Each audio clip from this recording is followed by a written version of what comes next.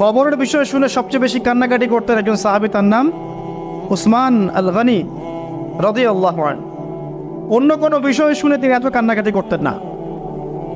এটাই হবে আমাদের জান্নাতের টুকরা অথবা জাহান্নামের গর্ত। আল্লাহ পাক সবার কবরকে জান্নাতুল ফিরদৌস বানায় দেখ।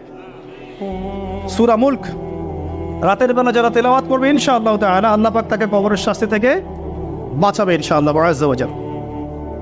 সূরা ইয়াসিন আপনার কোরআনের মগজ, প্রাণ, হার্ট, এটা যখন পড়বেন আপনি বুঝতে পারবেন কেন এটাকে হার্ট বলা হয়েছে। সূরা বাকারা যে ঘরে পড়া হবে সেই ঘর থেকে শয়তান পালিয়ে চলে যাবে। আমরা তো বাড়ি করলে হুজুর ডেকে আনি, তাই না? ঝাড়ফুঁক করাই, বাড়ি বন্ধ করি, তাবিজ করি, কত কি করি না? মাশাআল্লাহ, আসল কাজ করি না। একটা জায়গায় উঠেছেন, বাসায় উঠেছেন, নতুন বাসা, সূরা বাকারা তেলাওয়াত করেন। ব্যবসা স্টার্ট করেছেন, ওখানে সূরা বাকারা প্লে করেন বা তেলাওয়াত করেন। সূরা বাকারা যেখানে তেলাওয়াত হবে বরকত আসবে এবং সেখান থেকে শয়তান পালিয়ে যাবে ইনশাআল্লাহ তাআলা। অনেক ফজিলত আছে। সূরা কাফিরুন, ওই যে বললাম 1999 জন মানুষ জাহান্নামে যাচ্ছে, তাদের আমল নামায় কোন পাপটা কমন ছিল জানেন?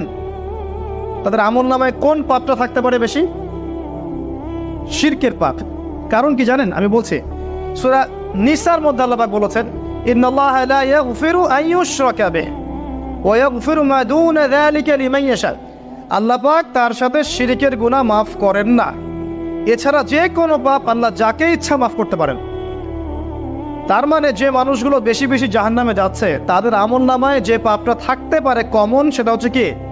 শিরক। অন্য পাপ হলে হয়তো আল্লাহ পাক মাফ করে দিতেন, সিম্পল। এই শিরক থেকে আল্লাহ পাক আপনাকে বাঁচাবেন একটা আমলের মাধ্যমে। বলে দেব, সূরাতুল কাফিরুন প্রত্যেক রাতে আল্লাহ পাক যে কথাগুলো আমি বলছি, প্রথমে আমাকে আমল করার তৌফিক দান করুন, আমিন, এবং আপনাদের সবাইকে তৌফিক দান করুন, আমিন। সূরা কাফিরুন রাতের বেলা তেলাওয়াত করলে আল্লাহ পাক আপনাকে শিরক থেকে বাঁচিয়ে রাখবেন সব। এছাড়াও আরো 3টা ছোট ছোট সূরা আছে, সূরা ফালাক, সূরা নাস, ইখলাস।